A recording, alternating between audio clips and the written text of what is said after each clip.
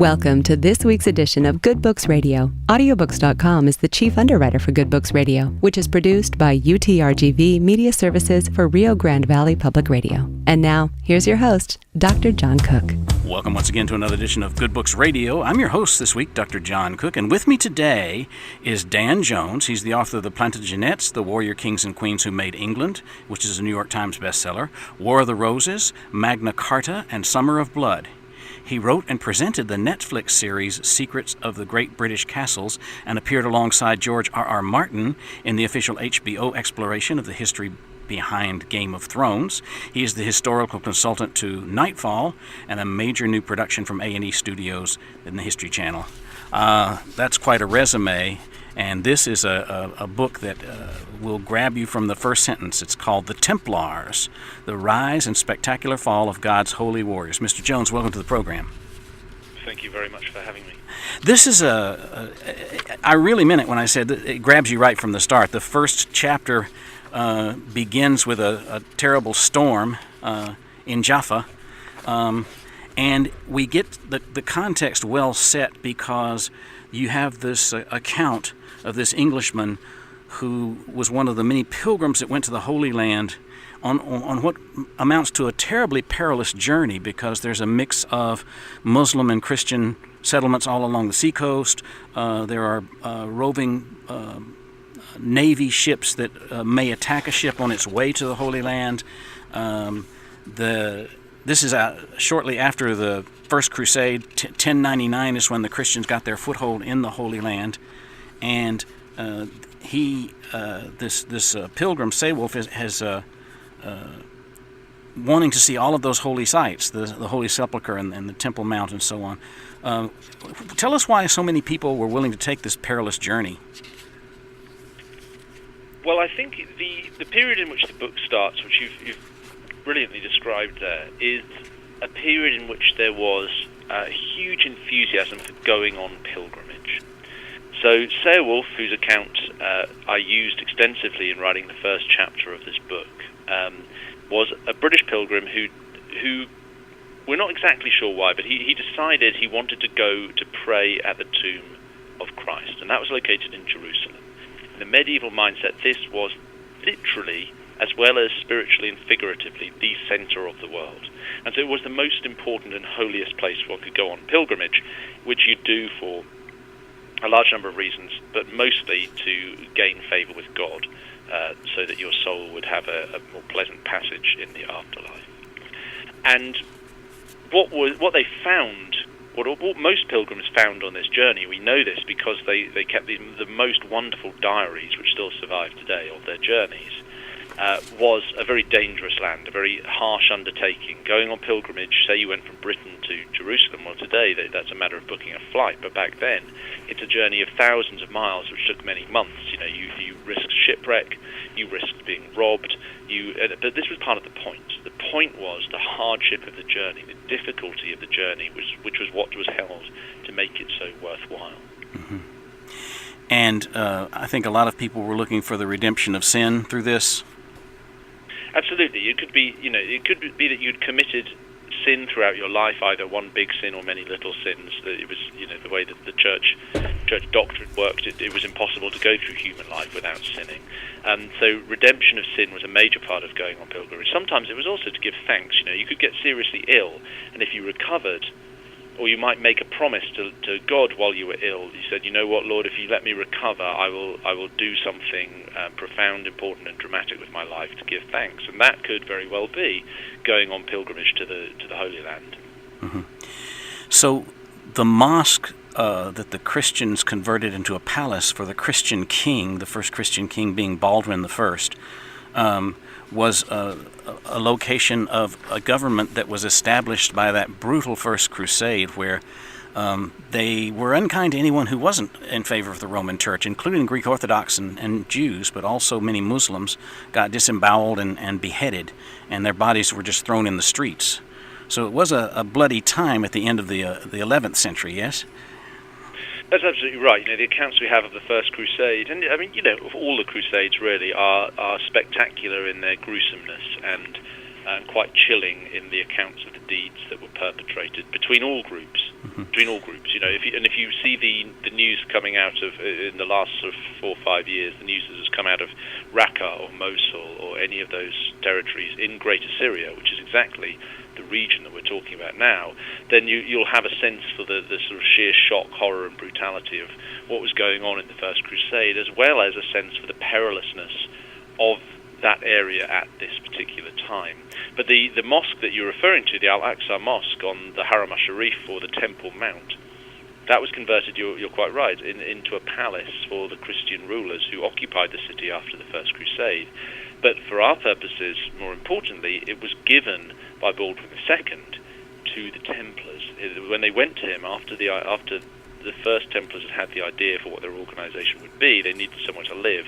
They approached the Christian king and said, "We need somewhere to live," and he granted them part of the Al-Aqsa Mosque. Now, they didn't think of this as the Al-Aqsa Mosque. They thought of it, or they associated it with, the Temple of Solomon, described in the Book of Kings in the Old Testament. The building of the Temple of Solomon is described there, and it's described in lavish and amazing detail. Now, the Temple of Solomon was long gone, except for the stables beneath the Temple Mount. But that's where the Templars' name came from, the Order of Four Knights of the Temple of Solomon. So this group was founded, the Knights of the Temple were founded in Jerusalem in 1119, 1120, somewhere in there, and a couple of important figures stepped forward. People need to understand that the kingdom, the Christian kingdom of Jerusalem, was to the north and east surrounded by a large caliphate of Sunni Muslims, and south in Egypt, Shia Muslims, and there was some fractious fighting going on there. In fact, it was an unstable time when King Baldwin II took the throne. But this guy from France, Hugh of Paynes, was probably the founding knight, and we have to give a lot of credit to Bernard of Clairvaux, the monk who was such a powerful influence on the church to help the Templars get started. That's absolutely right. So the foundation story of the Templars, and bear in mind this was written down only in surviving accounts, only 2 generations after the event, so we have to treat it with some caution, is that between 9 and 30 guys got together, led by Hugh of Pan, in Jerusalem, and decided they would come up with a sort of pilgrim bodyguard, a private security company, if you like, in modern parlance, who would make it their job to escort pilgrims safely around the holy sites and prevent them from being robbed and killed. They would make this safe for Christian pilgrims. Now, they went about this with quite an urgent sensibility. They didn't just start doing it. They also went to the most powerful and influential people of the day and pitched the idea. As we've said, they went to Baldwin and asked for somewhere to live. They got the Al-Aqsa Mosque. They got the palace on the Temple Mount. They went to Bernard of Clairvaux back in Europe, an abbot, a Cistercian abbot, a leading thinker about the ways that monasticism could be reformed during that period, and someone who was connected, because he wrote incessantly letters to the Pope, all the kings of Europe. He was one of the best connected people in Europe, and a great person to have in your corner as a champion. They went to the Pope, they went to the kings, they went to the counts, they raised money, they raised men. This was a sort of like a funding round. If you imagine these guys as the sort of Silicon Valley entrepreneurs of their day, who had a great idea, and then they took it and pitched, and they pitched and pitched and pitched, and they got big investors behind them, and they grew extremely rapidly, then it's not a totally trite analogy. This is, in some senses, exactly what Hugh of Pan and the early Templars were doing. It was their business model, and it was incredibly successful. Bernard of Clairvaux, of course, was this very influential monk, but I didn't realize that in the middle of the 11th century, so many people were turning to a monastic existence. There were an awful lot more joining the monasteries. Well, yeah, people speak about the 12th century, 11th and 12th century Reformation, and it sort of a coming to orders of all sorts. Now, the order of the Temple was a way of life. It was a way of living. If you were a knight, you could live a more religious life. But there were lots of different orders that were purely religious. So Bernard of Clairvaux was a Cistercian. Now, up until this point, Benedictine monks who followed the rule written by St. Benedict, were the most prevalent and widespread type of monk. Now, the Cistercians, set up at the end of the 11th century, decided to react against what they saw as the worldly excesses of these monks. They thought they weren't doing it properly. They thought that they would wear different coloured robes, white instead of black. They would live a much more austere existence. No jeweled candlesticks or crucifixes for them. It would be wooden crucifixes and a very, very, very bare, ascetic style of living based around constant prayer and hard physical labour that was held to bring them closer to God and be a more penitential way of life.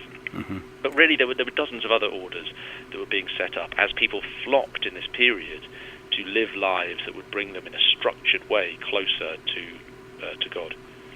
The austere lifestyle is a part of the code of Templar conduct. I think this is another part. Bernard came up with what might be considered some great rationalization for being soldiers, because while homicide was not a good thing, malicide was okay. Yeah, this is the brilliant, or if you prefer, frightening aspect of mental gymnastics, which is at the heart not of the crusading movement in general, but of the Templars foundation in particular, which is to say that killing other human beings seems to be fundamentally at odds with the basic ministry and teachings of Jesus Christ, who taught to turn the other cheek and to keep the sword sheathed. However, in the era of the Crusades, people started to argue that it was not a sin to kill another human being if that human being was an enemy of God. So, as you rightly point out, it's not homicide for a Templar to take up his sword and kill a Muslim in defense of Jerusalem. It is malicide, the killing of evil itself, and that, rather than being displeasing to the Lord, is positively pleasing and will be rewarded in the afterlife. Mm-hmm. One more figure from the early foundations that I wanted to touch on, and that's Alfonso the Battler, the King of Aragon, who was quite a warrior himself, and interesting that he had been collecting quite a set of treasures, the fragments of bodies and the belongings of the Virgin Mary, some of the apostles, early Christian martyrs, and of course, like everybody else, he had a piece of timber that was said to have come from the cross of Jesus, and that he sort of had a mobile temple. But he became an important figure. While the Knights were doing a good job of soliciting support in Europe, when he passed, he gave them a lot of land, didn't he? Yes, and here's the thing. We think of the Crusades as having taken place in the Middle East, in the Holy Land, in Syria, in Palestine, in modern Lebanon. In fact, there was a thriving area of crusading much closer to home for a lot of people who would have joined the Templars, and that was in what's now Spain and Portugal, then subdivided into Christian kingdoms in the north of the peninsula, but in the south, Muslim emirates, Al-Andalus. Mm-hmm. And Alfonso the Battler, King of Aragon, had been at the forefront of the Crusades there. Now, when he died, as you rightly say, he left the Templars an awful lot. In fact, he left them a third of his kingdom. They didn't get a third of his kingdom in the end because a protracted legal battle that went on for about 15 years prevented them from doing so. However, they wound up with a lot of very, very big and important Crusader castles, some of which still stand in Spain and Portugal today. Mm-hmm. Well, let's move into the Second Crusade. The First Crusade ended in 1099, but less than 50 years later, the Second Crusade started, and the primary soldiers were the Templars, yes? That's absolutely right. Well, within the French contingent of the Second Crusade anyway. So in the 1140s, it was decided that a new crusade was needed because the city of Edessa in northern Syria, had fallen to Islamic attack. And this had been a Christian-held city since the First Crusade. This was thought of as a great shame and disgrace back in Europe. The Christian king, Louis VII of France, led an army of tens of thousands of people marching from Paris overland to Constantinople, modern Istanbul, through Asia Minor, modern Turkey, and then down through the mountains into Syria. Now, the problem they encountered as they were marching from Constantinople towards the Syrian mountains was that this crusading army, quote-unquote, was not really an army at all. It was a rabble. And that the only seriously trained men that they had were 50 Templar Knights. Now, 50 Templar Knights against an army of tens of thousands doesn't sound like a lot, but at a crisis point when this army was constantly coming under attack from Turkish Muslim riders, the light cavalry mounted on horses firing bows and arrows, the Templars were given command of the whole army. And they split the army into 50 units, each headed by a single Templar. The Templars gave the rest of the army basic training, stand firm under attack. Here's how to be disciplined. Here's how to march in order. And they led them on the march. If they came under severe attack, the Templars would join back up into their exclusive Templar unit of 50 and fight off the assailants. But otherwise, they were in military control of this army, and they marched it all the way through Asia Minor, took it down to the coast where they took boats and overland routes into Syria, and really saved the day for the Crusaders.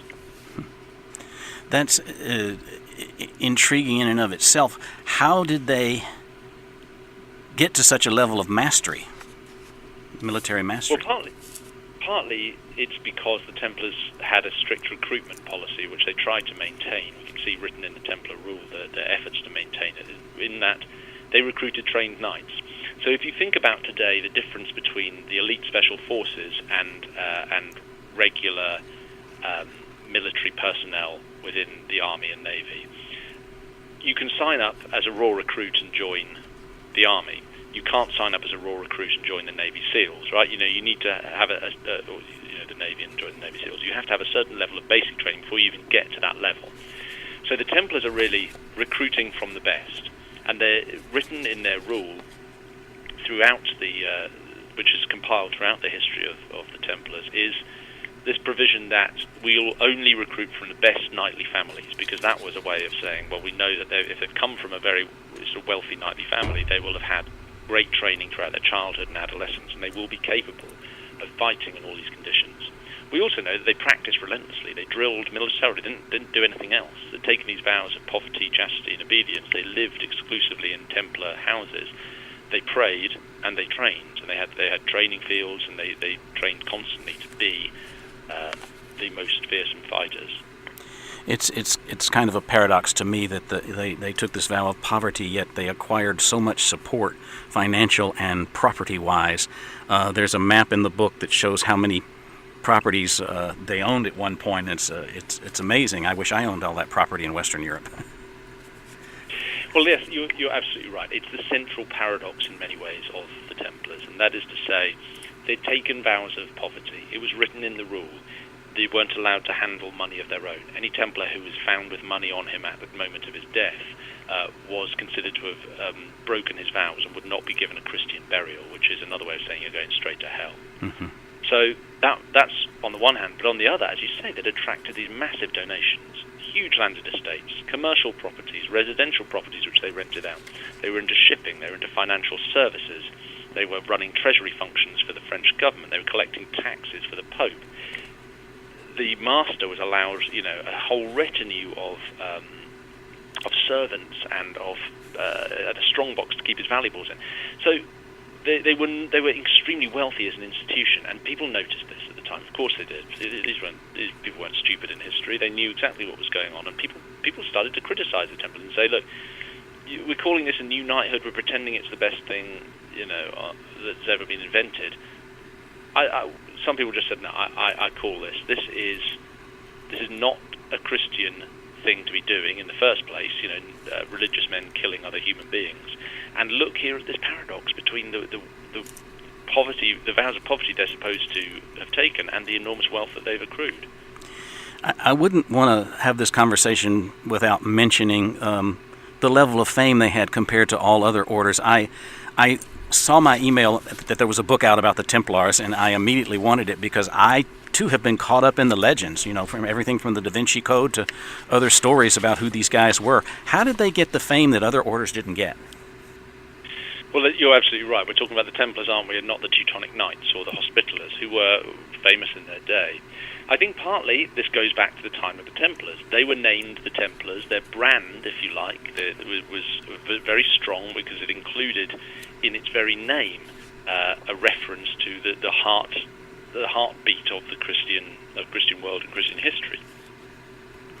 I think also the Templars, because of the nature of their fall, have remained very mysterious, very exciting, very alluring, fertile ground for conspiracy theory and so on, because in the early 14th century, after the Crusader states had been lost in the East, the Templars started to be blamed for this, and they fell into the view of the King of France, who decided to attack the organization, strip it of its wealth, and shut it down, mainly for his own enrichment.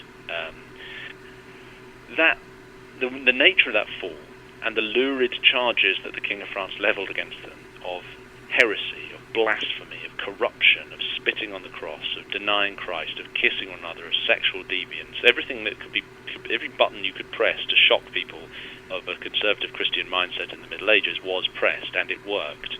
And the allegations were repeated and repeated and repeated until some of the dirt stuck.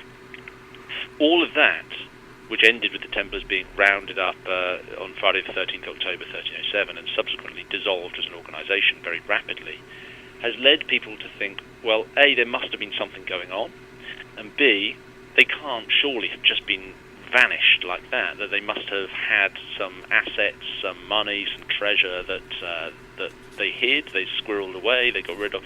So there's lots of unsolved mystery about the Templars that has kept people wondering about them again and again and again throughout the ages. Mm-hmm. This horrific end that Philip IV contemplated in order to enrich himself, that many of them were burned, weren't they? There were symbolic burnings of the Templars. This was, there was a 5-year process from the Templars being attacked by Philip, all the Templars in France being rounded up on Friday 13th October 1307, and then a series of trials.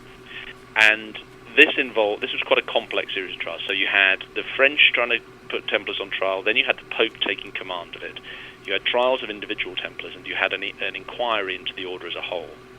Now, there was a moment about halfway through this process when Philip IV became very impatient, and he put a lot of pressure in France on the inquisitors, not only to torture Templars, but to make a show of strength, to intimidate them into giving up their resistance. Some of them were resisting and organising themselves to resist the inquiries. And he burned at one point 50 or so Templars in one mass burning outside Paris. Mm-hmm. Subsequently, after the fall of the Templars, which happened in 1312, the last master, Jacques de Molay, and 3 of his companions were brought out of prison, where they were still being held, to be sentenced for the crimes they had admitted against the church. When that happened, Jacques de Molay and one other of his companions had a moment of great conscience and said, you know what, we've been forced into making these confessions, and they're not true. None of this is true. We're not guilty of what we've been accused of. Unfortunately, under the law of the time, this made them relapsed heretics. Once they'd admitted it, that was one thing. If you then went back and retracted your confession, you were considered relapsed, and that was when you'd be handed over from the church to the secular authorities to be burned at the stake. And that's what happened in 1314 mm-hmm. to Jacques de Molay and one of his companions. And that was really the sort of big end of the Templars. So after these 200 glorious years, the ignominious fall, all kinds of legends have been built up through the years, that they're the keepers of the Holy Grail, that they're founders of the Priory of Sion. Some people link them to the Masons. That stuff is all stuff of legend, is it not? It's the stuff of legend, yeah. But what's interesting for me, I think, is that when I first came to this subject, I assumed that all of that was really the product of sort of 20th and 21st century myth-making, and that we owed most of this to the Da Vinci Code or whatever. But in fact, when you start to look at it, it all goes back to the time of the Templars themselves. I mean, think about the Holy Grail. What the Holy Grail is never really quite certain. It began as a metaphor, a literary metaphor from the King Arthur stories, written or adapted in Germany in the early 13th century. And in the writings of a very famous writer at the time, Wolfram von Eschenbach, who was rewriting the Arthurian legend called Parzival, he placed into this a mysterious object known as the Grail, which was, I think in his mind, supposed to represent Jerusalem. It was a stone, it was a cup, it was a plate, it wasn't quite sure what it was. And he placed around it as its guardians an organisation which were the paragons of knighthood, of holy knighthood. They were called Templars, and they were supposed to represent the Templars. They didn't have a cross on the uniform like the real Templars, they had a dove, but it was very clear what they were supposed to be. And from that point began the legend of the Templars as guardians of the Holy Grail. Now, in Eschenbach's writing, it was pretty clear this was all a metaphor. The Grail was Jerusalem, the Templars were the Templars charged with guarding it, and the whole story was a covert, was a sort of a call to win Jerusalem back. But as is often the case, myths get fed into history, and people started to believe that this was or not to be able to distinguish between the two, thought that the Holy Grail was a real cup that had collected Christ's blood, that had served the disciples at the Last Supper, that the Templars really were the guardians of it. You bind that into then the subsequent dramatic fall, and people start saying, hey, well, if they had the Holy Grail, where did they put it? So you see how history and mythology can bleed into one another and become part of the same broader legend. Mm-hmm. Yeah, and I think that some of our fictional movies have also helped that a bit. I know that in Robin Hood, Sean Connery plays King Richard the Lionhearted, and of course he's wearing the red cross on his uniform, and of course Indiana Jones met the Templar Knights when he encountered the Holy Grail. So American culture has helped keep that legend going too. Yeah, absolutely, but it's only following in a very long tradition. You know, the King Arthur stories back in the Middle Ages, well, they were the kind of the Indiana Jones movies of their day. You know, they were the cutting edge of popularity, and they were the blockbusters. So what we do in American culture today is building on what was going on in the Middle Ages, and that for me was kind of the most interesting thing, because I approached this book thinking I'm going to try and reject the mystery and the mythology. I'm trying to get back to the real history. And as the process of writing the book drew me closer and closer to saying, you know what, I now understand on a deep level where all this stuff comes from, because it has its origins in the Middle Ages at the time that the Templars were still active. Mm-hmm. I think a lot of legends from all throughout man's time have been due to revisionist history. I think you're absolutely right, yeah. Unfortunately, our time is just about up. We've been talking with Dan Jones, the author of The Templars, The Rise and Spectacular Fall of God's Holy Warriors. This is a narrative history. It is a gripping read, and you won't be able to put it down. It's a real page-turner. I'm your host, Dr. John Cook. I remind you, if you don't hear our regularly scheduled broadcast, you can also catch us on YouTube at Good Books Radio, Strong and Cook. Thanks for listening.